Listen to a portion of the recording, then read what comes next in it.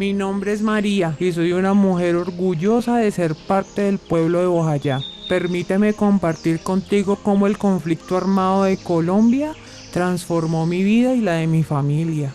Recuerdo ese fatídico día de mayo del 2002 como si fuera ayer. Bojayá, mi amado pueblo. La guerra llegó sin piedad, llevándose consigo la inocencia y la tranquilidad que una vez conocimos. La iglesia, nuestro refugio seguro. Sí, fue testigo de un horror inimaginable. ¿Vos te imaginas? Los disparos resonaban en el aire mientras los corazones de las familias se llenaban de temor. Un proyectil mortal atravesó las paredes de aquel sagrado lugar, cobrando las vidas de nuestros seres queridos. El conflicto armado en Colombia transformó mi vida y la de mi familia para siempre. Fuimos desplazados de nuestro hogar, obligados a dejar atrás todo lo que conocíamos y amábamos. Perdimos a seres queridos, amigos y vecinos. A través de los años he trabajado incansablemente para sanar heridas en mi comunidad, tejiendo redes de solidaridad, apoyando a víctimas y buscando formas de reconstruir lo que fue destrozado. Al mirar hacia el futuro, sueño con un Bojayá en paz, donde las balas sean solo un recuerdo doloroso y nada más. Sigamos luchando, mami. Sigamos luchando, resistiendo y tejiendo juntas el futuro que merecemos.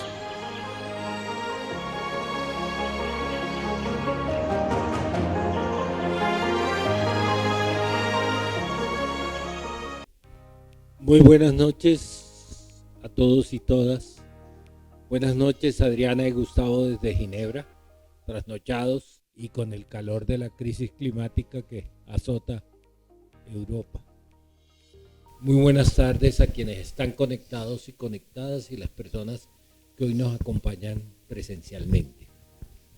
Hoy vamos a desarrollar nuestra 10ª tertulia sobre el informe de la Comisión para el Esclarecimiento de la Verdad, la Convivencia y la No Repetición. Y para hacer la tertulia de hoy nos acompaña Leiner Palacio. Leiner, además de haber sido comisionado de la Comisión de la Verdad, es una víctima del conflicto. Justamente en Bojayá, Leiner perdió 28 parientes entre primos y sobrinos. Es una víctima directa del conflicto. Ha sido un líder social y líder comunitario en el Chocó y en casi todo el Pacífico, casi todo el andén pacífico colombiano. Conocí a Leiner antes de Bojayá, en las correrías por el Bajo Atrato. Nos conocimos con Leiner y de allá hasta acá hemos tenido varias ocasiones para cruzarnos. La última de ellas durante la Comisión de la Verdad, donde Leiner jugó un papel muy importante alrededor de dos de los muchos procesos en los que participó. El primero de ellos en la concreción de lo que se conoce como el capítulo étnico del informe de la comisión, uno de los 14 volúmenes que componen el informe de la comisión. Y adicionalmente a eso, Leiner fue responsable, junto con la comisionada Patricia Tobón, de la orientación del capítulo de recomendaciones de la Comisión de la Verdad. Entonces, para todos y todas, hoy es un verdadero privilegio contar con la presencia de Leiner, que sigue siendo el mismo tipo sencillo que conocí hace años en el Atrato, que no se le ha, su trayectoria no se le ha subido a la cabeza, que ha decidido quedarse en Colombia a pesar de tener múltiples amenazas, que uno de sus escoltas fue asesinado en Cali y que le ha tocado desplazarse de su Chocó querido, donde quisiera estar en el Pacífico de manera permanente. Entonces, para nosotros y nosotras es un privilegio tener a Leiner con nosotros hoy aquí. Y Leiner se va a referir justamente a ese tema del capítulo étnico y de manera particular a uno de los grandes hallazgos de la comisión y son las continuidades que existen entre el racismo, la discriminación y el sistema patriarcal y la violencia particular que en el conflicto armado afectó a los pueblos étnicos de manera desproporcionada. ¿Qué quiere decir de manera desproporcionada? Que con relación a los territorios y a la población étnica, comparativamente con las otras poblaciones que fueron afectadas por el conflicto, sufrieron más afectación, entre otras cosas porque fue una afectación no solamente en términos de vidas, sino en términos de cultura y territorio. Y esa fue una afectación importante. Antes de darle paso a la intervención de Leiner, vamos a tener el saludo de nuestros anfitriones desde Ginebra, Adriana y Gustavo. Adelante, Adriana y Gustavo. Antonio, muchas gracias. Y muchas gracias a todos los que están presentes esta noche. Para quienes no me conocen, yo soy Adriana Carrasco, directora de la Corporación Fiderat y por lo tanto del restaurante Pan, Paz y Vino donde están ustedes en este momento. Leiner, es un gusto conocerte, así sea virtualmente. Es un gusto tenerte en nuestra casa. Te agradecemos infinitamente que estés allí compartiendo tu experiencia en la Comisión de la Verdad. Un abrazo de mucho aprecio y de mucha gratitud para ti. Bienvenidos a esta 10ª tertulia de Pan, Paz y Vino. Muchas gracias, Adriana. Y yo no me presenté. Yo soy Antonio Madariaga. Mi principal blasón es que soy amigo de Gustavo desde hace años y más recientemente amigo de Adriana. Hemos transitado por esta vida de la paz, la democracia y los derechos humanos. Y soy miembro del ¿cómo es que se llama? El Consejo Directivo que tiene un nombre especial. Consejo Asesor. De Fiderat.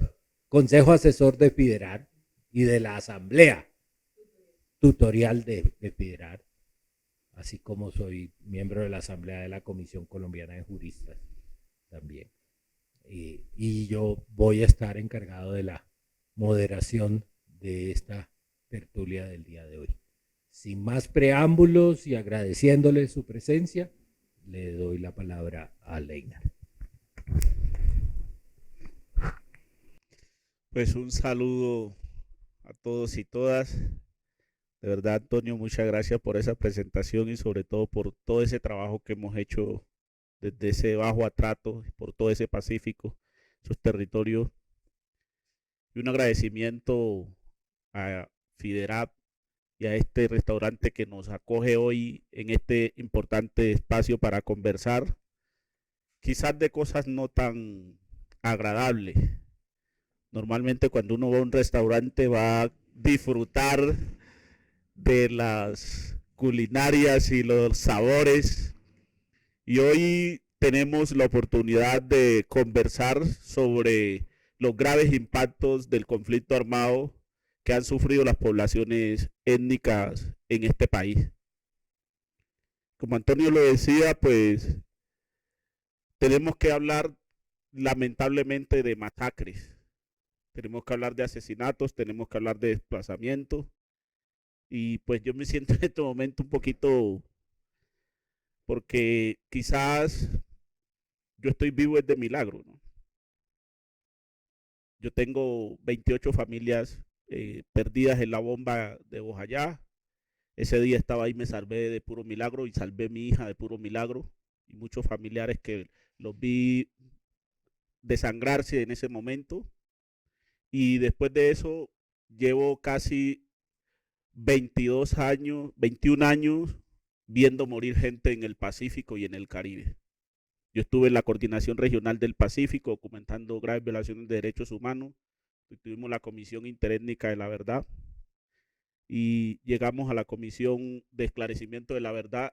Y si ya la violencia que habíamos experimentado de los pueblos étnicos era grave, pues realmente la oportunidad de estar en la Comisión de Esclarecimiento de la Verdad me dio una dimensión mucho mayor del daño que hemos generado en Colombia.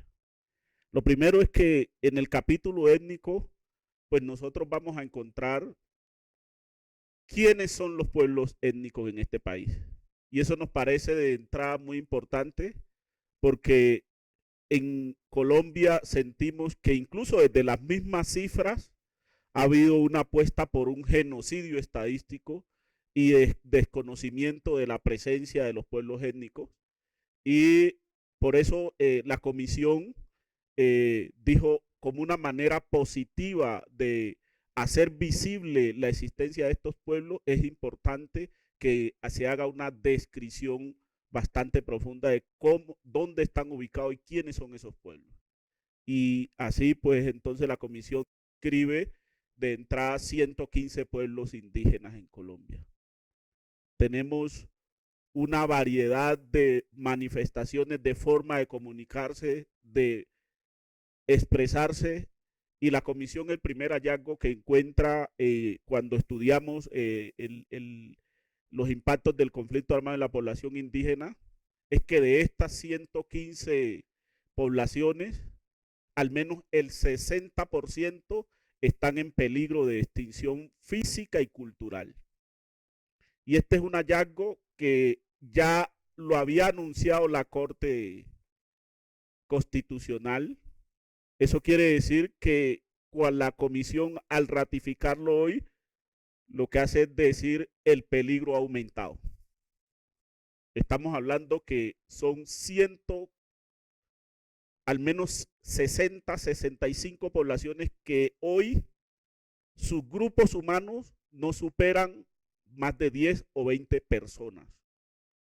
Y cuando fuimos a indagar por qué están en peligro de extinción estos pueblos, pues claro, el conflicto armado ha hecho un impacto y ha generado una grave crisis, porque no ha sido únicamente que estos pueblos han recibido las detonaciones, sino que sus territorios han sido saqueados por la dinámica de la guerra. Cuando los actores llegan a los territorios de estas comunidades, lo primero que hacen es cogerse la gallina y el huevito, pescado, el guacuco, el chontaduro, la madera que tienen las poblaciones. Entonces, claro, la presión, por ejemplo, sobre ese territorio, y estas comunidades entonces se ven obligadas a tener que desplazarse y cuando pasan de un territorio a otro, pues lógico, entonces allá se convierten en objetivo del otro actor que está allí. Entonces, esa ha sido la dinámica de estas poblaciones y realmente la presión que están sufriendo las comunidades indígenas hoy en esos territorios es tremendamente gigante. Cuando el indígena antes quería estar más adentro de la montaña, hoy vemos que el indígena hoy está buscando cómo migrar de esa ruralidad. Y básicamente por la presión. Aquí en Bogotá, ¿cuántos indígenas tenemos? En Medellín, se ha convertido como en los cinturones de la miseria más profunda. Entonces la comisión lo que hace es hacer un primer llamado en el grave peligro que están las poblaciones indígenas de entrada, y por eso los describimos de esa manera. En el campo de la población afrocolombiana, pues identificamos al menos cuatro grupos poblacionales que se autorreconocen como población negra, de cierta manera, pero hay unas especificaciones y la comisión quiso reafirmar esto. ¿Y reafirmarlo en qué sentido? Pues cuando fuimos a San Andrés nos decían, nosotros somos raizales. El país tiene presente San Andrés y el primer hallazgo con relación a esta población es que es una población que precisamente sí ha sufrido el conflicto armado.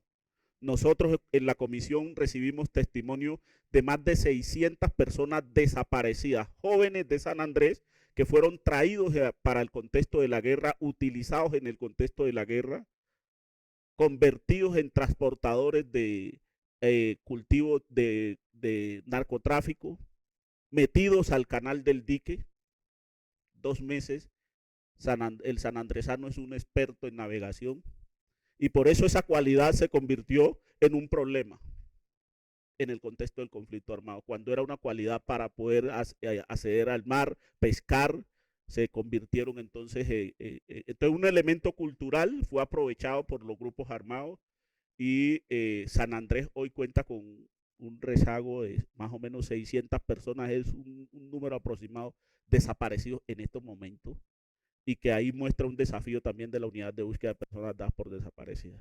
Pero aún San Andrés, el otro hallazgo que encuentra la comisión con la afectación al pueblo raizal es que su territorio ha sido profanado, ese maritorio, como ellos nos lo describieron, ha sido profanado y ha sido utilizado como una ruta, dijimos nosotros en ese momento, Antonio, usted en alguno de esos debates estaba, y decíamos, es que se convirtió en la autopista más importante para el narcotráfico que se mueve en el país.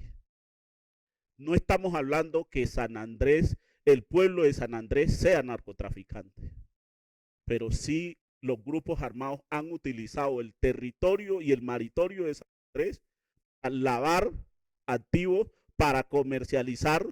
Incluso estábamos construyendo el informe cuando escuchamos de la avioneta aquella, esa famosa, y no sabemos qué pasó. Y eso sigue aún hoy. Pero San Andrés hoy está sumido en un nivel de violencia más profundo. Estábamos entregando el informe cuando mataron uno de los líderes más importantes de ese territorio. Entonces eso nos hace ver que debemos mirar con otros ojos hacia esa población. Pero también estuvimos en el Caribe, cuando la gente de Palenque, el pueblo de los palenqueros nos contaban las anécdotas y las tristezas que sufrieron alrededor del canal del dique, por ejemplo. Allí la comisión encontró el segundo cementerio más grande de Colombia. Son palabras textuales del padre Francisco de Ruz, cuando conmigo estuvimos allí en el territorio y la población nos dijo, aquí mataban entre 8 a 10 personas diarias durante 6 años.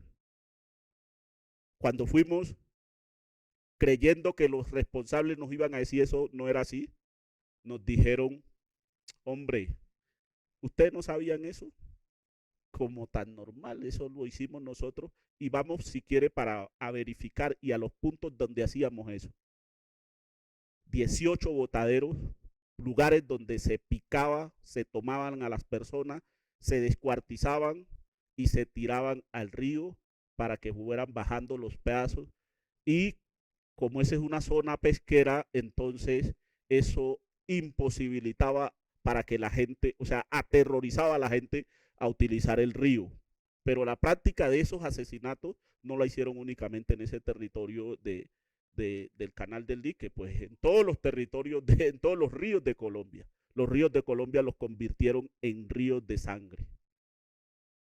El Atrato, San Juan, el Baudó, fueron muchos los testimonios que nosotros oímos en dirección a esto. Y también es importante la descripción que la comisión hace en relación al pueblo negro, que está ubicado básicamente en el Chocó, partecitas del Pacífico, y el pueblo afrocolombiano que nace desde la perspectiva de la reivindicación de los derechos a partir de la Ley 70, la Constitución de 1991, y bueno, pero, bueno, y el otro elemento del otro pueblo que desconocemos en Colombia es el pueblo ron. De ese sí que nadie habla, porque desde la violencia al pueblo ron fue obligado a invisibilizarse para poder protegerse. Óigame, qué vergüenza nos dio a nosotros cuando documentamos las graves violaciones de derechos humanos que sufrieron más o menos 2.000 familias del pueblo ron, que están aquí en Bogotá, algunos en Medellín, y que como en Córdoba y que como ellos vivían de lugar en lugar, pues la dinámica de la guerra era que si llegaban a este sitio eran estigmatizados, eran señalados por la guerrilla. Pero si se iban de aquí, allá, al pasar allá, ya no eran, entonces estaban en el control de los paramilitares y ya eran informantes de la guerrilla y por eso había que matarlos, por eso había que violarles las mujeres, por eso había que hacerles de todas las cosas. Todas esas violencias el país no las conoce. Eso es los niveles más despiadados. Pero créanme que para nosotros fue más sorprendente cuando identificamos que todo este conjunto de pueblos sufrió un racismo y nosotros terminamos concluyendo con vergüenza como comisión que el conflicto armado colombiano tuvo un tinte muy profundo de racismo. Y racismo rápidamente les ilustro porque utilizaron los grupos armados sus territorios de manera despiadada, pero además de eso es que los testimonios, algunos que, y les voy a compartir, espero que no se vayan a disgustar, pero es bueno a veces uno contar las cosas acá, así como las recibimos. El país no se acuerda de las guajibiadas, eran prácticas de cacería de indígenas para quitarle los territorios indígenas, para quitarle el alma a los indígenas. Y algún responsable nos decía, es que yo no sabía, comisionado, que matar indígenas era un delito en Colombia. Eso nos hizo pensar que la concesión desde la trata transatlántica con la política de negación del ser humano como tal, pues le quedó en la conciencia de los guerreros. Y entonces entendieron que los pueblos negros, los pueblos indígenas, el pueblo ron, pues eran poblaciones que tenían menos derecho que los demás. Entonces tenían estos autoridad para hacerle la violencia más profunda, porque no eran seres humanos, sino cosas, animales. Eso lo ratifica, por ejemplo, un testimonio en el Naya, donde un responsable dice, vamos a tomar, vaya, tráigame un hacha. Le dice al campesino, y el campesino se va y le trae el hacha, y después que le trae el hacha empieza a picar los cuerpos de la gente. Y cuando, no contento con eso, decidió quemar las casas del pueblo. Entonces había una intención de borrar todo un pueblo, de eliminarlo. Esa es una posición ya muy desde la perspectiva racista. Y cuando le preguntamos, dijo, óigame, comisionado, es que ustedes creen que si nosotros matábamos a esos negritos que estaban allá, el país se podía conmover. ¿Quién? Acá no venían medios de comunicación, acá nosotros nosotros éramos los dueños de esas vidas. ¿Sí? Entonces, esa concepción racista también primó allí. Y el otro elemento que también nos lleva en muchos testimonios a pensar que existe racismo en Colombia, cuando se generan políticas de derechos humanos, estos territorios son los más excluidos en el país. Los territorios donde está la presencia étnica justamente son los territorios que menos salud, menos educación, menos servicios básicos tienen. Y a nuestro juicio se está asumiendo una posición de discriminación, no positiva, sino negativa precisamente porque no proveer de los derechos a un grupo de población humana es desconocer su humanidad. Entonces, esas tesis nos llevaron a nosotros a concluir efectivamente que este conflicto armado y esta dinámica de Colombia es muy racista. Muchas masacres documentamos en términos generales. La población étnica sufrió masacres, asesinatos, desplazamientos, pero hombre, cuando documentamos, por ejemplo, alrededor de 4.000 masacres, pues un número muy importante se ocurrió en contra de esas poblaciones étnicas.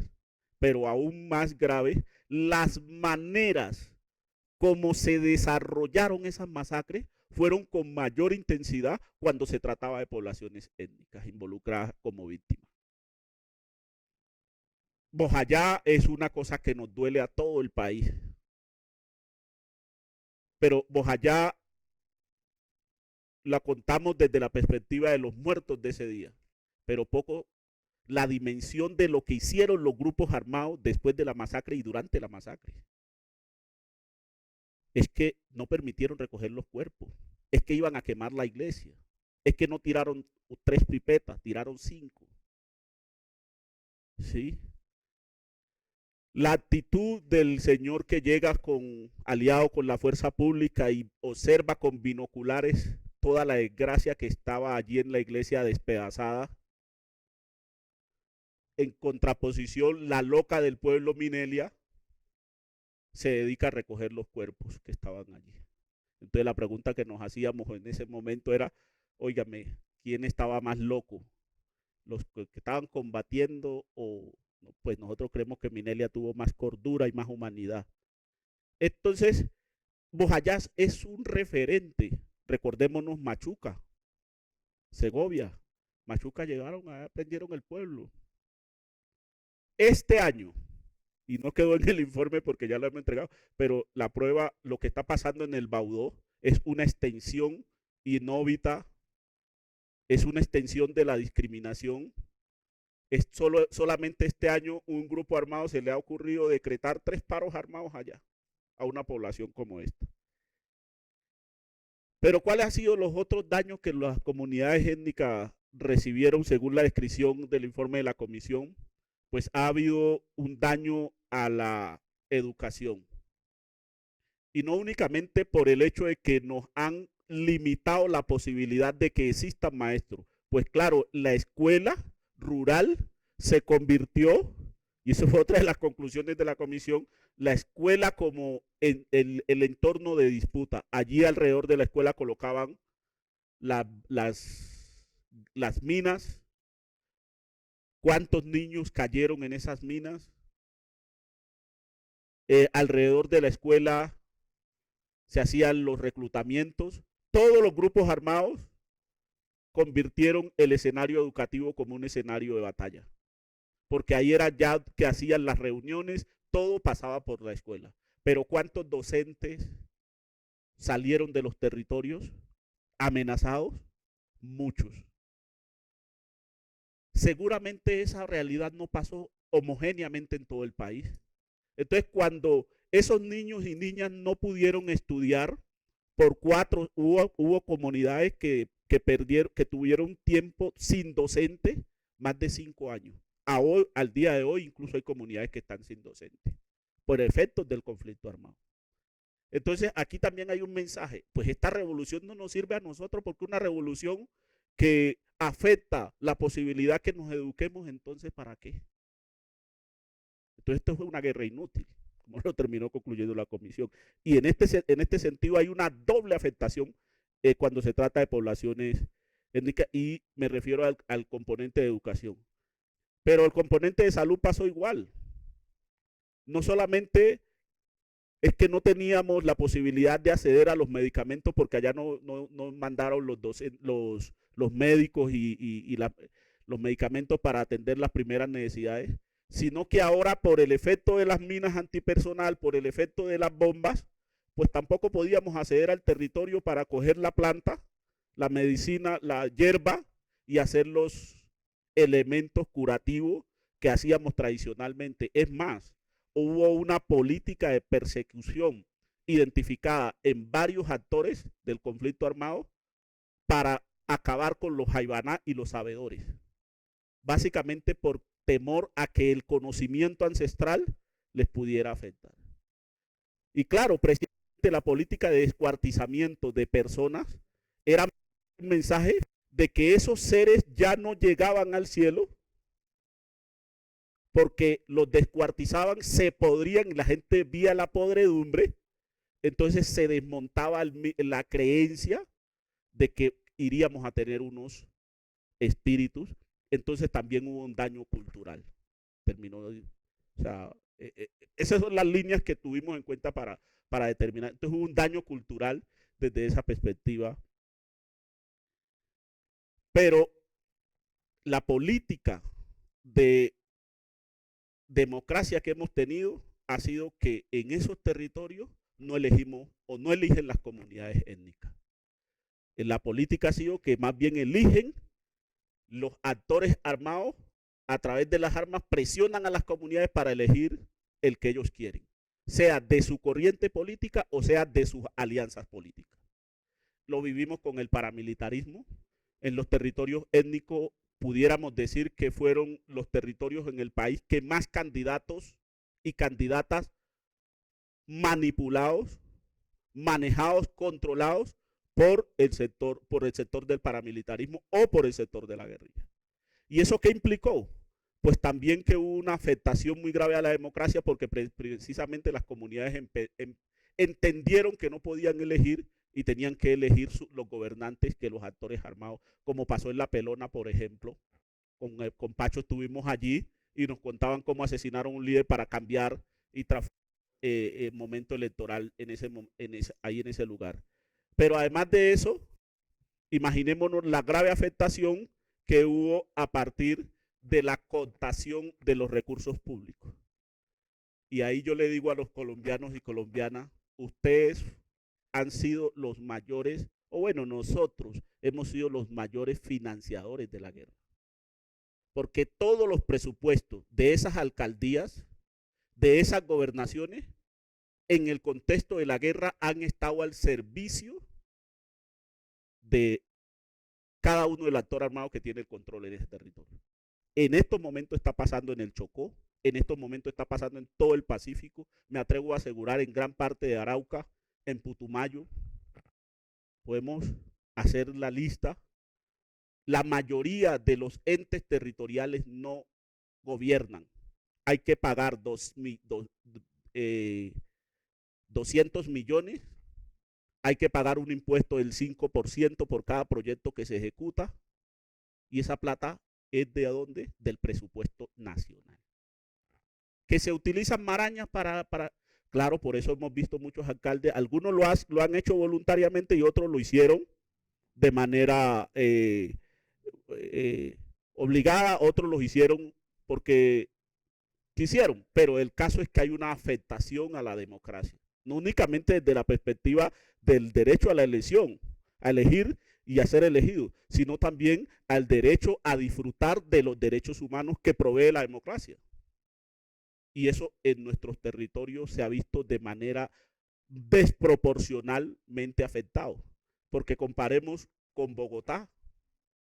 Yo estoy seguro que en Bogotá los grupos armados no han podido secuestrar el presupuesto como lo han podido secuestrar por allá en el Baudó, en Cipí, o por allá en cualquiera de estas comunidades del Caribe, ¿cierto? Que están más a merced. Entonces, estos gobernantes, pues les tocó en algunos casos. Entonces, lo que les quiero señalar es que ahí la comisión también señala otra afectación muy profunda sobre el derecho a la participación y el tema de la democracia. En términos generales, cuando uno tomábamos toda esta tragedia, entre otras cosas, por ahí en el Caribe recibimos un testimonio donde una persona decía, hombre, yo me di cuenta que esa señora estaba con un militar y quedó en embarazo, se fueron, cogieron la señora, la mataron y le rajaron el vientre para matar el hijo también. Esas son de las desgracias. Los medios de comunicación nos han contado, mataron a fulano de tal. O a veces mataron 20. Pero las maneras como se han ejecutado todas estas cosas, realmente nosotros mismos, créanme que cuando estábamos procesando todos estos testimonios, no lo podíamos creer, la dimensión de la tragedia que hemos pasado en el país. Hemos pasado realmente por un infierno profundo, y por eso son muy válidas las preguntas que Pacho, nuestro presidente, hacía el día de la entrega del informe final. ¿Dónde estábamos cuando pasó todo esto? 125,000 personas desaparecidas. De esas 125,000 personas desaparecidas hay un alto porcentaje de población étnica. Estamos hablando de casi 800.000 muertos, 8 millones de tierra despojada. Y en el capítulo se describe entonces el tema del despojo, cómo afectó de manera desproporcional y profundamente a las comunidades. Y aquí nos detenemos porque Colombia, si bien a partir de la Constitución logró un avance en el reconocimiento de la territorialidad étnica, pues las comunidades nunca han podido disfrutar y disponer de esa territorialidad étnica. Y entonces este despojo los afectó de manera más profunda. Entonces, hubo la conclusión en el capítulo es que hubo una apuesta por desterritorialización de las comunidades étnicas en el contexto del conflicto armado, porque no únicamente no fue una intención de acabar con vidas humanas, sino también de quitarle los territorios, las tierras. Y aquí la comisión es contundente en señalar que los proyectos minero-energéticos en muchos lugares también fueron un elemento, un combustible más para afectar derechos. Ese desarrollo, por ejemplo, Buenaventura, tuvimos varias veces ahí en Buenaventura documentando las historias de la gente. Ahí ocurrió la masacre de Punta del Este. Buenaventura, por ahí entran cuántos balones y cuántos desarrollos, por Dios, diario. Pero en Punta del Este, los muchachos que mataron allá en Punta del Este, les tocó irse hasta allá esa canchita porque acá no tenían un balón. Y allá los cogió la muerte. Y estamos hablando en la capital por donde entran los mayores insumos del desarrollo. Pero en Buenaventura no hay agua potable para las casitas de palafítico que hay ahí alrededor de la infraestructura portuaria, que sí tiene agua garantizada. A todos los barcos se les provee agua suficiente. Entonces, la comisión termina concluyendo que en Colombia se ha configurado un entorno de desigualdad mayor, muy profundo, y que permite que en esos territorios se conviertan en entornos favorables para la violencia. Porque cuando yo tengo más desigualdad, menos oportunidades, pues entonces estoy más proclive a las ofertas de la ilicitud, como está pasando en muchos de estos territorios. Entonces estos territorios se han convertido en las cunas del narcotráfico. Yo no estoy diciendo que las poblaciones, algunos lo hacen queriendo, otros lo hacen obligados, pero la verdad sea dicha, tenemos en nuestros territorios los lugares donde más productos ilícitos se generan.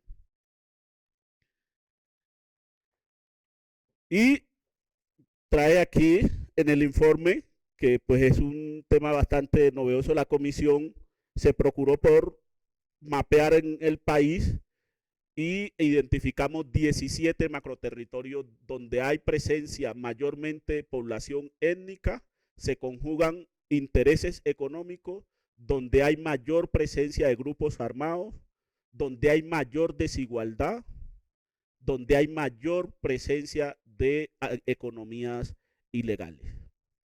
Entonces, si el país no resuelve esto, y la recomendación de la comisión en este capítulo es básicamente, ojo país, observe lo que le está pasando en estos lugares. Porque si usted no resuelve esto que está aquí, ojo, todos estos colores están llenos de muchachitos, de jovencitos, que al final y al cabo son la presa de todos los que están reclutando. Entonces, si usted no resuelve este problema que está aquí, pues usted va a tener una situación de conflictividad para largo rato, ¿cierto? Porque usted en estos territorios se le está reciclando y reeditando todas las modalidades de violencia y todas las modalidades de nuevas guerras, ¿sí? Entonces estamos tratando de unos procesos de desmovilización, de dejación de armas, pero no estamos revisando o mirando, atendiendo qué está pasando aquí. ¿Cómo es posible que la comisión haya advertido ya sobre La Guajira? Y hoy La Guajira, ¿cómo está? Acaba de ir el presidente y al fin lo decretaron, ¿no? Lo de la crisis, la emergencia humanitaria ya. Pero hoy estaban saliendo las noticias que la cosa está todavía peor, dura ya. Y todo el cinturón del Chocó, cada uno de estos colores son un macroterritorio y describe el número de población que está ahí puesta, el número de los intereses económicos que se mueven ahí y los grupos armados que están ahí. Y si usted entra a la página www.comisiondelaverdad.com, entra a capítulo étnico y ahí le sale corredores del conflicto armado y le muestra este mapa. Y cada vez que usted le da a uno de esos colores, le hacen la descripción muy detallada de qué es lo que está pasando en esos territorios. Entonces, en clave de recomendación, lo que la comisión esperaría es que esto sea tomado para elaboración de un plan de desarrollo que permita una garantía de derechos humanos allí en estos territorios. Y ojo, este ejercicio lo hace la comisión también con el ánimo de hacer visible también la responsabilidad, porque aquí no fue únicamente una responsabilidad del Estado y del sector empresarial y de los grupos armados que están operando. También hay una responsabilidad internacional, porque por estos territorios se mueven los capitales más grandes, más importantes. Aquí están los lugares donde se saca el carbón. Aquí están los lugares donde se hacen los proyectos mineroenergéticos. Aquí están los lugares donde está sembrada la palma. Aquí están los lugares donde está puesto el banano. Aquí están los lugares donde están puestas las infraestructuras portuarias para navegar y todas las cosas. Pero aquí están los niveles de pobreza más berracos.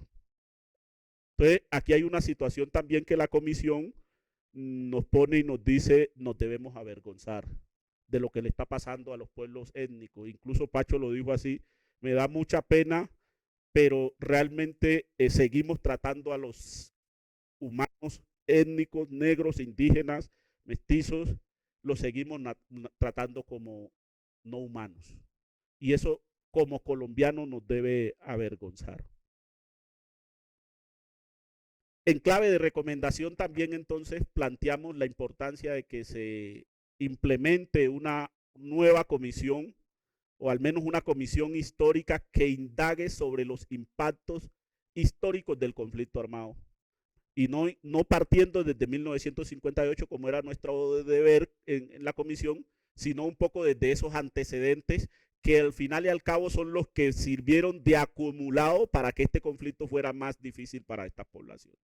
Y entonces lo que se plantea es la posibilidad de estudiar la creación de una comisión histórica de la verdad que se dedique a estudiar en profundidad los impactos del conflicto, incluso desde la trata transatlántica. Esta comisión, no era su labor. Entonces, por eso planteamos esa. Pero una cosa tan elemental que solicitamos, hombre, implementen el acuerdo de paz. Implementen ese acuerdo de paz. No debería ser una labor de la comisión recordarlo otra vez, pero lo tuvimos que hacer. Fueron 170 municipios mayormente afectados que se priorizaron en los programas de desarrollo con enfoque territorial y que el país se ha dado el lujo de perder casi 7 años en no implementación de ese acuerdo de paz. Y en ese acuerdo de paz había un capítulo que versaba sobre los asuntos étnicos de manera especial. Y ese capítulo étnico, pues si ya el acuerdo en términos generales tiene rezagos en la implementación, el capítulo étnico tiene más rezagos en el tema de implementación. Si el capítulo general, el acuerdo de paz va en un 20-30% de implementación, en el étnico no superamos el 13%. Entonces por eso es importante la implementación de eso. Pero además de esto, el Estado colombiano ya con anterioridad a la firma del acuerdo había hecho acuerdos con los territorios étnicos en Buenaventura, en el Chocó, en el Caribe, cuando hubo las manifestaciones, y entonces la mayoría de esos acuerdos no están cumplidos. Entonces también la comisión recomienda de manera importante en este capítulo la importancia de retomar el estado de cumplimiento de esos acuerdos y sobre todo las sentencias que hay en marco que favorecen derechos étnicos. Y en clave de participación, pues es necesario desarrollar toda la legislación étnica que se ha quedado básicamente en el derecho a la tierra, pero no en el goce y uso efectivo de la tierra. Entonces, todos los capítulos que tienen que ver con la legislación, que hablan del uso, por ejemplo, del suelo, eso no ha sido posible que se reglamente en Colombia, porque ahí es justo donde están los intereses económicos. Entonces, la comisión sí ve con preocupación, o sí vio con preocupación ese estado, pudiéramos decir, de cosas inconstitucionales en razón a los derechos y garantías de la población étnica. Yo puedo quedarme aquí charlando un rato bastante, pero no sé si... no, pero antes de terminar, de verdad, y no lo quería decir antes de decir las palabras porque sabía que me iba a poner, pero quería aprovechar que está Gustavo aquí para agradecerle de manera especial. Créanme, antecitos de la comisión a mí no me mataron porque Gustavo y todo un equipo decidió asumir mi caso de defensa y llevaron mi caso hasta la Comisión Interamericana de Derechos Humanos, y yo sí creo que fue una gran posibilidad de seguir viviendo, además de todos los esfuerzos que hizo la sociedad. Yo tengo 6 desplazamientos después, y el último fue ahora el 19 de febrero, y hoy ando como cabizbajo también porque después de haber salido de la comisión me tocó salir de mi territorio, de Bojayá, del Chocó, ya no puedo ir al Chocó, y incluso tenía que salir casi del país. Y de verdad que eso duele demasiado. Eso duele muchísimo y confunde a uno muchísimo. Yo no pienso que la comisión haya producido un informe para polarizar el país. Esto nosotros lo hicimos con mucha conciencia y siempre nuestra línea fue: este informe tiene que servir para la reconciliación y la convivencia. Pero este informe hay que pasarlo por las verdades dolorosas, y este informe hay que pasarlo por el corazón. Hay que leerlo cada letra que está ahí y pensar que detrás de cada letra que está ahí, hermano, son muchos testimonios de sufrimiento de muchos seres humanos. No de Leiner únicamente, muchos seres humanos que han vivido. A veces nosotros pasábamos por el lado de alguien y después de conversar y un ratico, y ahí nos empezaban a contar las historias de tragedias que ha sufrido este país. El 90% de la población colombiana ha sido tocada directamente por el conflicto armado. ¿Cómo no nos conmueve eso? Pacho decía, si dejáramos solamente, dedicáramos un minuto para escuchar, tendríamos que parar en silencio 17 años. Imagínense la dimensión de la tragedia que hemos estado sumergidos. Por eso es importante, más allá del dolor, hacer el mayor esfuerzo para ver cómo sacamos estas cosas de la paz, estas cosas de la reconciliación, y seguimos reconstruyendo el tejido que no nos queda más. Este fue el pasado, no nos queda más sino reconstruir para que otras generaciones no sufran lo que hemos vivido muchos y muchas. Gracias, Leiner, gracias, hermano. Cuando con Leiner estuvimos en Buenaventura, y yo quiero dar algunos datos. El puerto de Buenaventura tiene 1.700 cámaras para la vigilancia del puerto. 1.700. El resto de la ciudad, para no contar las zonas rurales, tiene 17. Y el día que estuvimos, solo funcionaban 8. Eso da una idea de la magnitud, de la diferencia entre un puerto por donde circula el 60% de la carga de importación y exportación de Colombia. 60%. Por ahí por donde circula tanta riqueza, la gente no tiene agua, los jóvenes no tienen oportunidades, etcétera, etcétera. En una segunda parte de la intervención, Leiner se va a referir a cómo ha resistido esa población, cómo ha resistido esa población esto sin dejarse acabar. ¿Cuáles son las formas organizativas que se han desarrollado para resistir esto? Y lo que significa lo que la comisión llamó la presencia diferenciada del Estado, la precariedad del Estado en algunos territorios. Pero antes de esa segunda intervención de Leitner, queremos ofrecer la palabra dándole la bienvenida a Gladys. Gladys, qué rico que estés aquí. Siempre estarás con nosotros, así como está Alfredito con nosotros siempre. Y quisiéramos ofrecerle la palabra a ustedes y a las personas que están conectadas para preguntas, comentarios, etcétera, etcétera. En lo posible, no más de 3 minutos para que podamos intervenir la mayor cantidad de gente posible. ¿Quién dijo, Virgencita del Agarradero, agárrame a mí primero?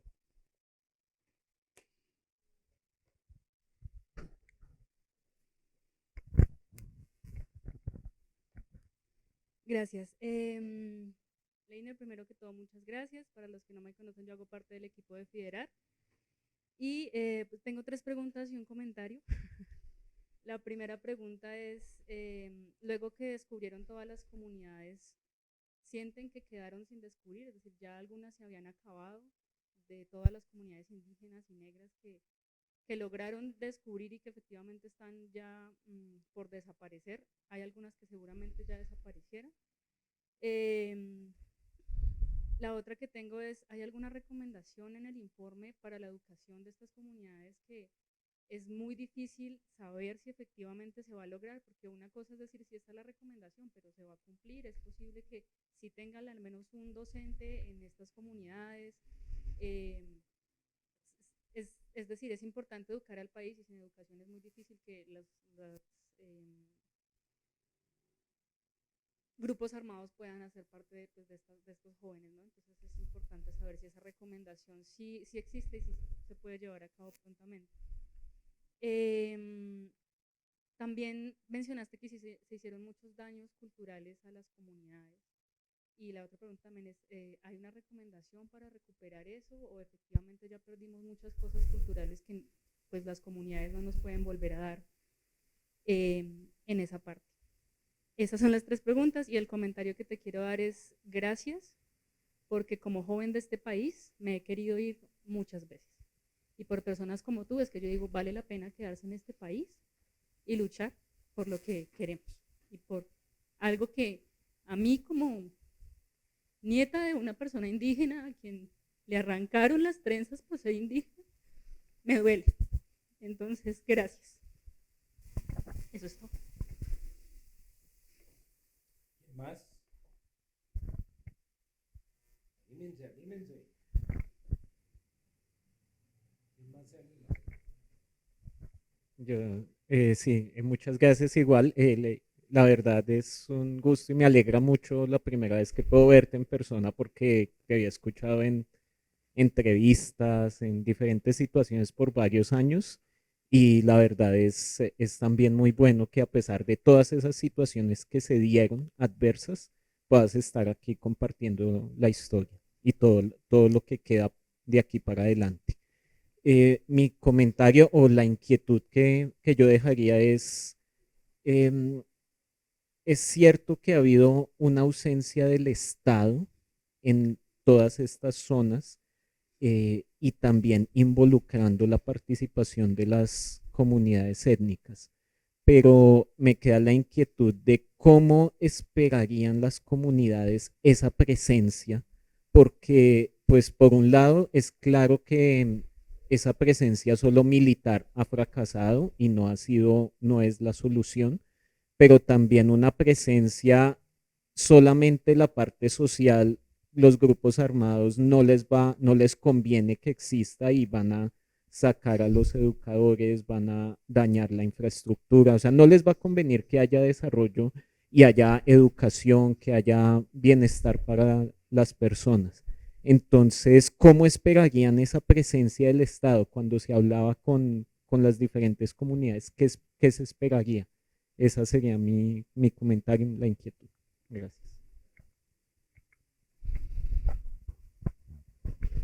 Bueno, en primer lugar, agradecer tu participación y nos honra a todos tu presencia y tu testimonio. Yo quisiera preguntar, si lo que se busca por parte de esas comunidades, lo que se pudo captar en toda esta investigación, pues la necesidad de una presencia del Estado hoy, o más allá, no solo la presencia del Estado, sino una transformación a fondo de los sistemas de producción y sociales. O sea, mientras exista el narcotráfico, mientras exista esa desigualdad económica, van a subsistir, como un poco se planteaba, toda esa problemática social. Entonces, las recomendaciones están muy a fondo, no solo en la parte superestructural del papel del Estado y todo eso, sino de una transformación profunda de la sociedad. ¿Qué opinión tienes?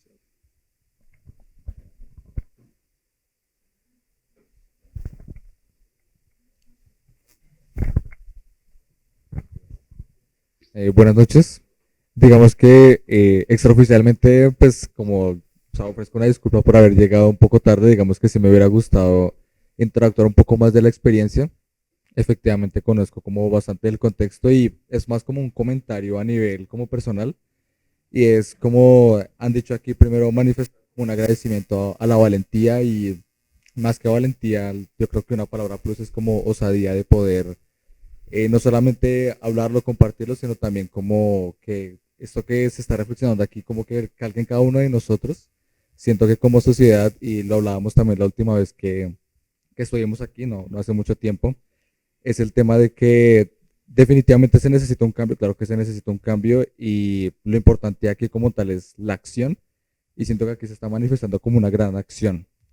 Es más como un comentario a nivel personal y de verdad agradezco mucho como la valentía de poder manifestar todo esto tan crudo y tan cruel que es, como lo manifestaba la joven aquí.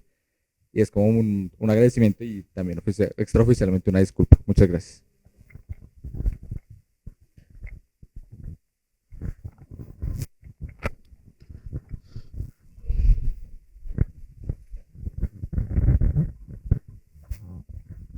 Bueno, muchísimas gracias,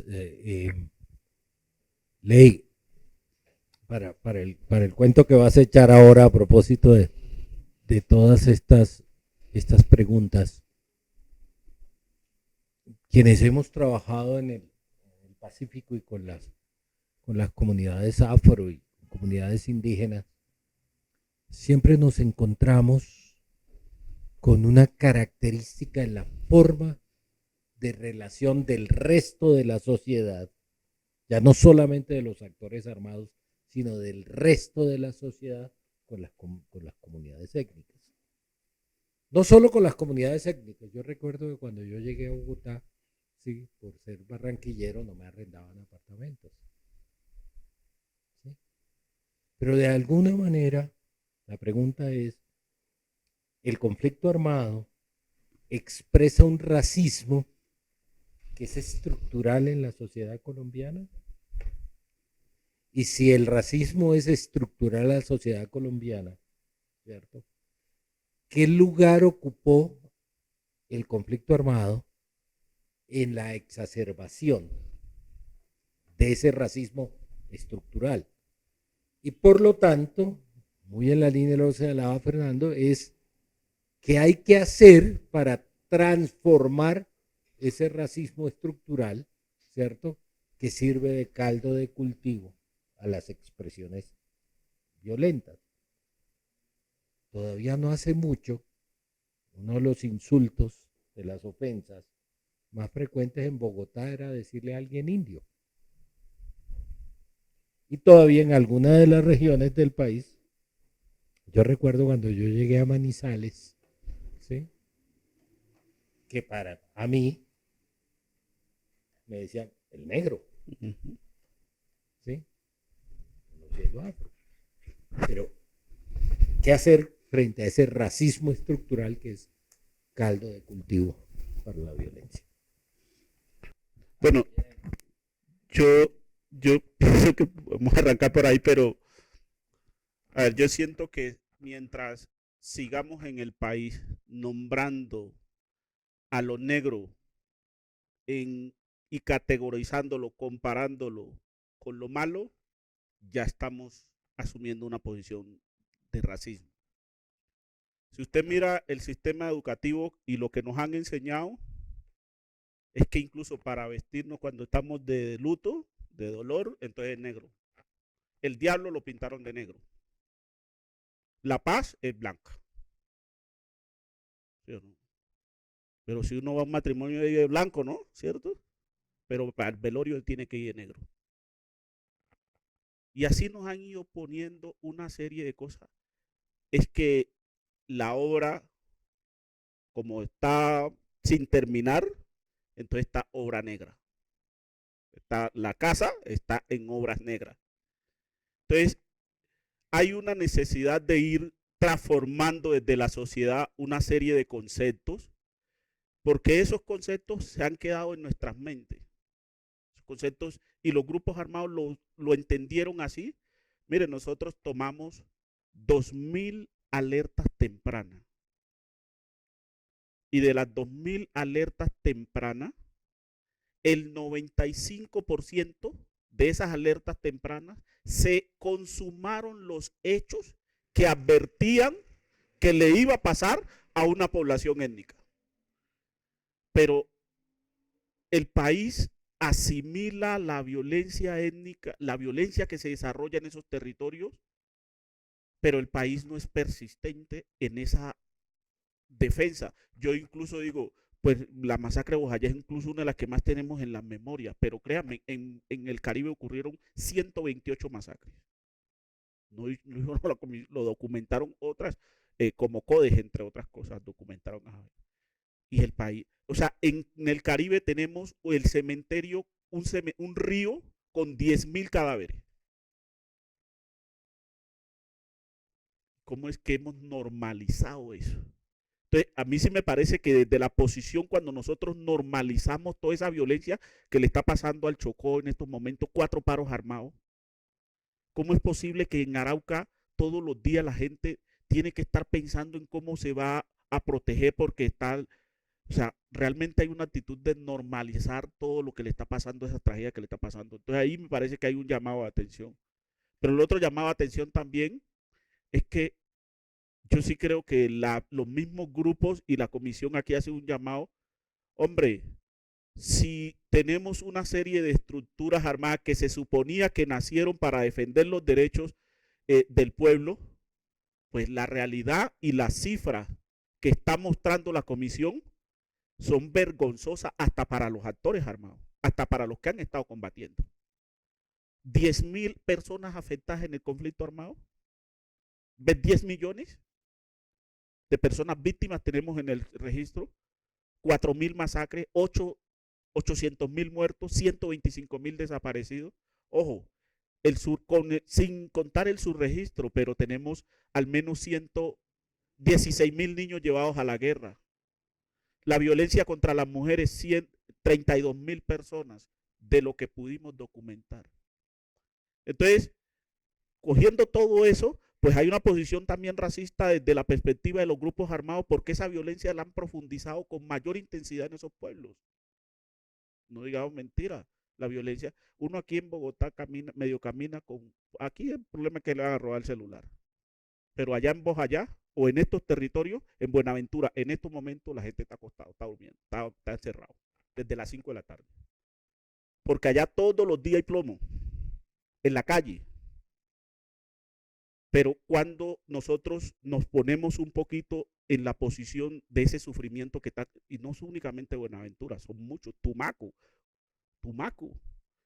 Guapi, toda esa zona del Telembí, eso, ese Micay, todo eso, allá la gente vive en el día a día el infierno. Y ojo, aquí uno puede irse, ve Antonio, vamos a tomar una gaseosa, ahí vamos a comprarnos. Pero allá no hay posibilidades que mañana mucha gente no pueda ir a cortar un racimo de plátano. Imaginémonos el sufrimiento que está la gente en medio del plomo y sin poder ir a cortar un racimito de plátano. Y entonces la otra perspectiva del racismo la encuentro yo también cuando, hombre, tenemos la posibilidad como Estado de proveer unos mínimos derechos a esa población y no lo hacemos. Entonces hay una conciencia de que esos seres humanos no se merecen salud. No se merecen, incluso nos dicen algunos, pero quieren más.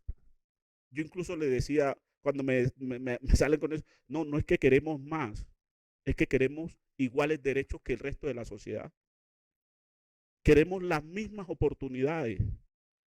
Pero si yo como Estado, como funcionario, no hago esos derechos que esa población tiene, pues estoy desconociendo su humanidad. Y eso es lo que está pasando en Colombia. Entonces, sí necesitamos una fuerte propuesta que transforme la educación. Porque nosotros necesitamos valorar esa interculturalidad. Nosotros nos reconocemos como un país diverso y multicultural, pero ¿dónde está quedando la vida de ese colectivo multicultural? Pues arrasada. Yo le decía, por ejemplo, en los testimonios de algunas personas indígenas, nos decían que hay pueblos, hay comunidades que apenas quedan 10 personas. Y la edad de esas personas ya supera los 60 años. O sea que dentro de 15 años es probable que no tenemos generación de esas culturas, por ejemplo. Pero le puedo citar casos como el de Bojayá, que es el que más conozco, comunidades enteras que desaparecieron, Amburibidó, Pueblo Nuevo, Mesopotamia, Carrillo, comunidades que hoy no existen porque el conflicto las acabó.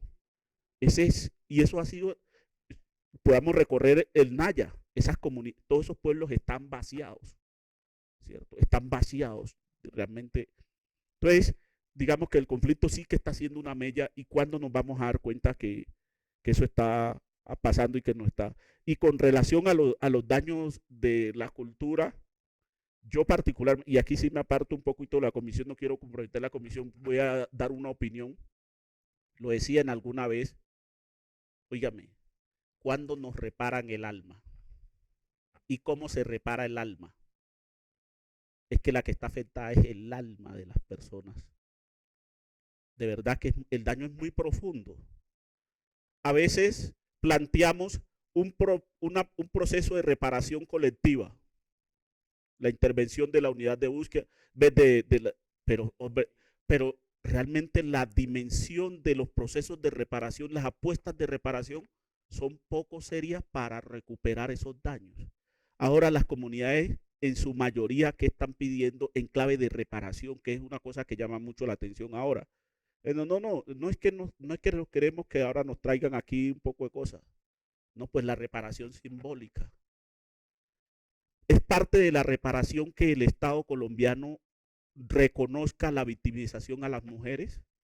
Cuando tenemos, ojo, 32.000 personas, mujeres que fueron violadas en el contexto del conflicto armado, y este Estado no somos capaces, y esos subversivos y todos los que se armaron que le hicieron eso, no son capaces de pedirles perdón tan siquiera y reconocer ese daño.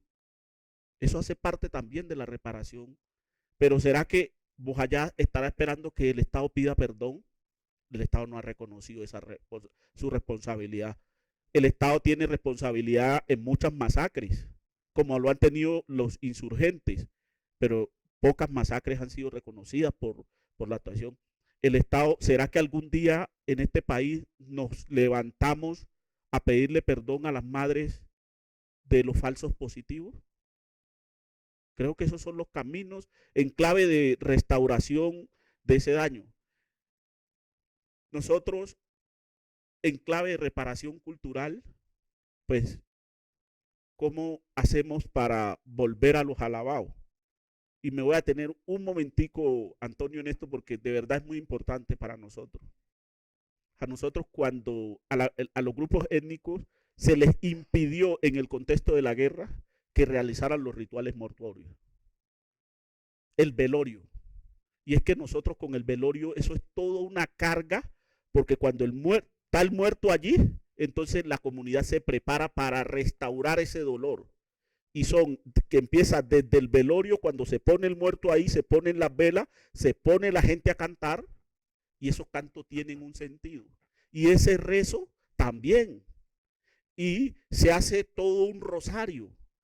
Y se levanta la tumba a las 9 noches, y a las 9 noches, a las 5 de la mañana, antes de que brille el sol, eso se hace con todo un ritual para que el alma que está allí, porque durante se está velando, se hace la convocatoria al alma del fallecido.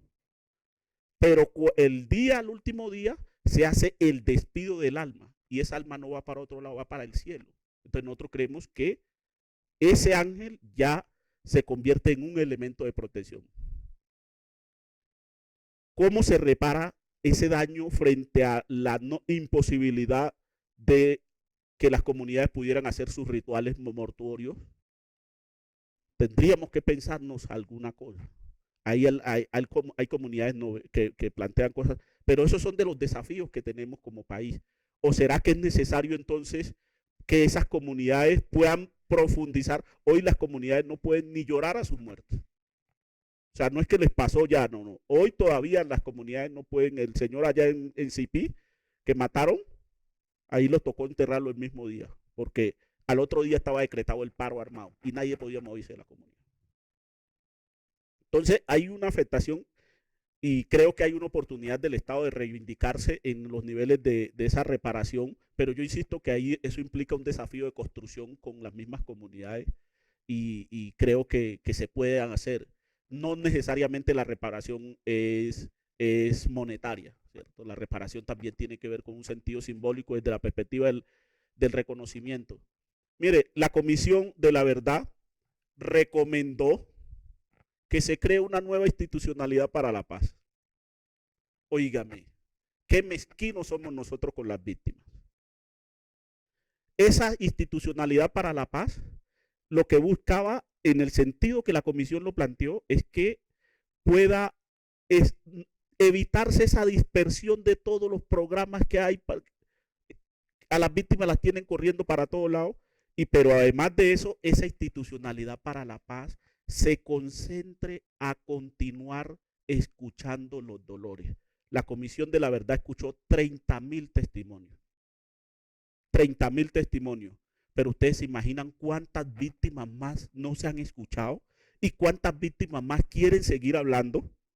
Entonces nosotros lo que sentíamos cuando estábamos cerrando la comisión era que muchas víctimas nos decían, vean, sigamos otro evento y otro, y nos mandaban otra carta. Entonces por eso pensamos en la importancia del país seguir generando una institución que pueda ser factor de escucha, aprovechando todo ese legado, todo ese conocimiento, toda esa experiencia, todas esas metodologías que la comisión deja, pues entonces pudiera existir esta oportunidad para seguir profundizando ese diálogo.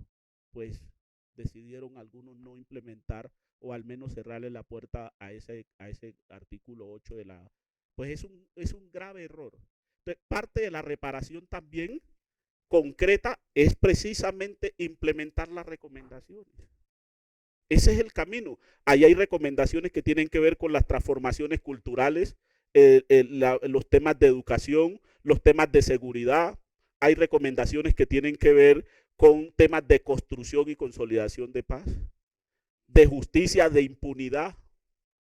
Son recomendaciones realmente muy oportunas para el país.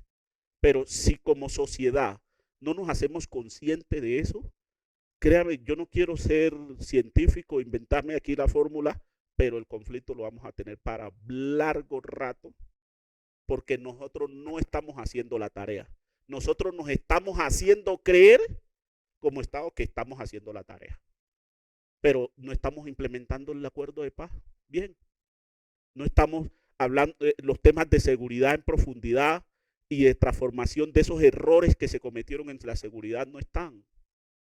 Los temas que nos comprometimos con Hoy vemos el fiscal, no me quiero meter en política, pero hoy vemos el fiscal enfrentado con el presidente mientras la impunidad sigue creciendo en Colombia. De esas 4,000 masacres, ¿cuántos responsables de ellos hemos llevado a la justicia? La justicia en muchos casos se ha aliado y ha permitido para que eso se siga profundizando y ha dañado toda. Entonces ahí hay una serie de situaciones hay una serie de cosas que debemos. Entonces yo insisto que la reparación no es que hagamos una cosita, la reparación, porque estos temas de la comisión identificó 11 factores de persistencia del conflicto colombiano, entre ellos el narcotráfico y todas estas otras cosas, la impunidad. Entonces, esta implementación tiene que ser de manera integral, porque este problema ha sido de 70 años. No podemos coger este pedacito por acá, este pedacito por acá, porque eso es fragmentar y hacerse uno una idea que no le va a dar resultado. Entonces, y bueno, con relación al estado que las comunidades esperan, yo sí creo que, bueno, lo que nos dijeron fue básicamente que queremos el estado social, queremos la salud, la educación. El Estado siempre cuando hay las crisis en estos territorios responde con lo militar y responde con lo militar 15 días. Las comunidades ya saben que el ejército y la policía vaya ahí 15 días y a los 15 o 20 días el ejército sale y la gente queda otra vez a merced de la nación, mientras pasa la burbuja de la calentura, pero la gente sigue sufriendo ahí. Entonces la respuesta siempre ha sido militar. Y ojo, lo que la comisión también recomendó es que una seguridad humana, en clave de lo que decía Antonio ahorita. ¿Cómo es posible que la seguridad que se ha diseñado en el país haya sido pensada más en lógica de la protección de los bienes económicos? La infraestructura petrolera, eso está bien.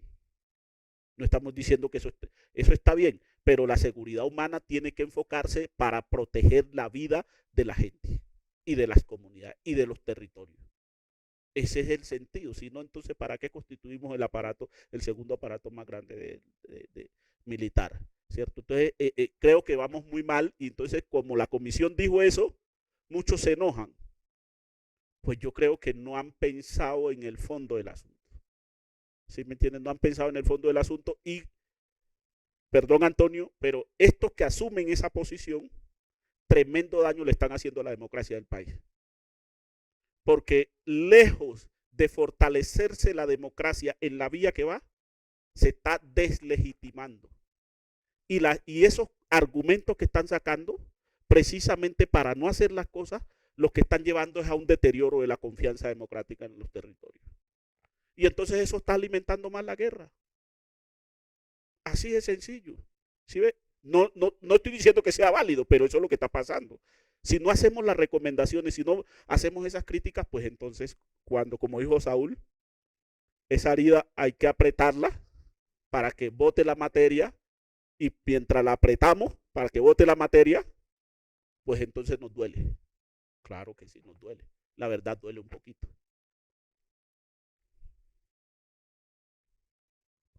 Gracias nuevamente, Leiner.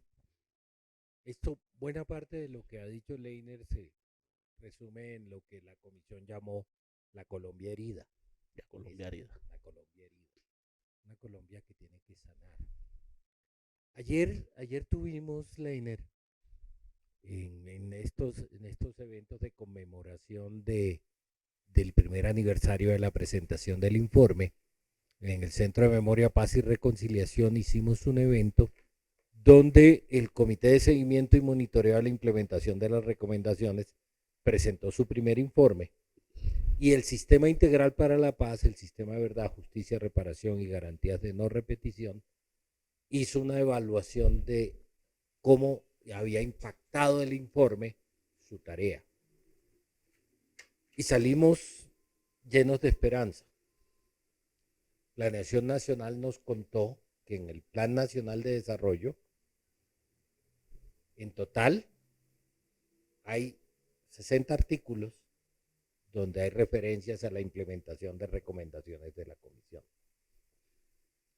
Y el Comité de Seguimiento y Monitoreo presentó un panorama de todos los avances normativos que hay para la implementación de las recomendaciones. Y eso nos dio un mensaje de esperanza. Por supuesto, siempre diremos del dicho al hecho, hay mucho trecho. Una cosa es lo que queda en las normas y cuando esas normas se convierten en programas, proyectos, presupuestos y acciones. Todavía falta un rato. Sin embargo, dio mucha esperanza la presencia del Departamento Nacional de Planeación diciendo, y además de eso, nos queda la tarea de volver ciertas esas políticas públicas que quedaron en el Plan Nacional de Desarrollo. Yo aprovecho aquí para hacerle un homenaje a nuestro embajador en Ginebra. Sí, sí. Nuestro embajador en Ginebra logró que saliera una resolución del Consejo de Derechos Humanos de las Naciones Unidas ordenándole a la oficina en Colombia que haga la asesoría técnica para la implementación de las recomendaciones de la comisión. Ese fue un gran triunfo y eso me da una esperanza en el sentido de que por lo menos en este gobierno ha habido algunos de los reconocimientos de responsabilidad del Estado. Por ejemplo, en el caso del Aro, de la masacre del Aro, el presidente fue. El ministro de Defensa también ha hecho reconocimientos de responsabilidad del Estado frente a ese. O sea, y así como no hay tampoco una gran difusión de eso, tampoco hay un movimiento en contra de que el Estado reconozca, y creemos que hay ahí una posibilidad que se abre. Pero la única forma que eso siga funcionando es si hay movilización social en favor de la paz, de los derechos de las víctimas, de la lucha contra la discriminación, contra la estigmatización, contra el racismo, ¿cierto? Y el patriarcado. O sea, esta es una lucha histórica. Es una lucha histórica. Y por el otro lado le da alguna esperanza, claro que menos en el andén pacífico, después de que la cosa con el Clan del Golfo parece que va de para atrás, ¿cierto? Pero esas otras negociaciones, yo encuentro con satisfacción la designación ya de los negociadores, en el caso de Buenaventura, entre los yotas y los espartanos, el que ya haya negociadores del Estado Mayor, como ellos se autodenominan, de que esté la negociación con el ELN. Es decir, seguiremos convencidos, Leiner, como estamos convencidos hace mucho rato, que entre más lengua se eche, menos balas se echan, menos plomo. Entonces, yo por lo menos saludo esa echada de lengua. ¿Quiénes desde la conexión? Gustavo. Adelante, Gustavo. Muy brevemente, en la medida en que Leiner y también Antonio me han mencionado, permítame darles un saludo. Quienes no me conocen, soy Gustavo Gallón, soy embajador de Colombia ante Naciones Unidas en Ginebra, pero estoy aquí como particular, como invitado, simplemente para acompañarlas y agradecerle a Leiner por su análisis, por su testimonio también. Muy valioso, muy dramático, muy doloroso, muy importante, muy importante. Tenemos que hacer desde la sociedad civil, desde el Estado, todos los esfuerzos necesarios para superar esta inmensa tragedia que tenemos y que la Comisión de la Verdad nos ha puesto de presente. Y yo espero que estas tertulias contribuyan como un pequeño grano de arena a eso, a ese objetivo, a ese propósito. Así que simplemente les mando un saludo, un agradecimiento a quienes están presentes y les deseo lo mejor. Muchas gracias. Gracias, Gustavo, gracias. Adriana, vamos a cerrar nuestra tertulia, nuestra 10ª tertulia, y a ponernos en la tarea de preparar la 11ª. Bueno, los oigo muy bajito,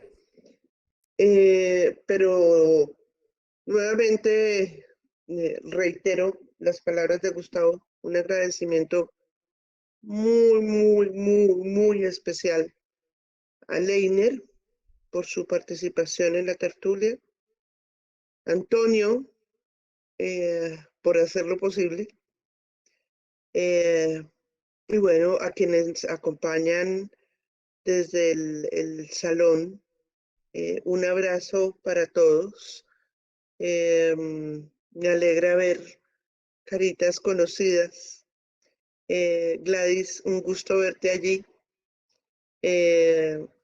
Y los esperamos para la próxima, con la invitación que acaba de hacer Gustavo, a no dejar pasar, a no dejar que nosotros, lo que somos, lo que hacemos, lo que sentimos, lo que pensamos,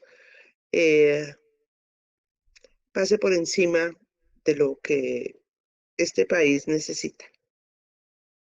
Un abrazo fuerte para todos y muchísimas, muchísimas gracias por habernos acompañado. Un fuerte abrazo. Muchísimas gracias a ustedes y a las personas que se conectaron. Muchísimas gracias al soporte técnico y nos vemos en un mes. Gracias, Leiner, nuevamente. No, muchas gracias a ustedes. Y bueno, ánimo, que a pesar de toda esta tragedia, vamos para adelante.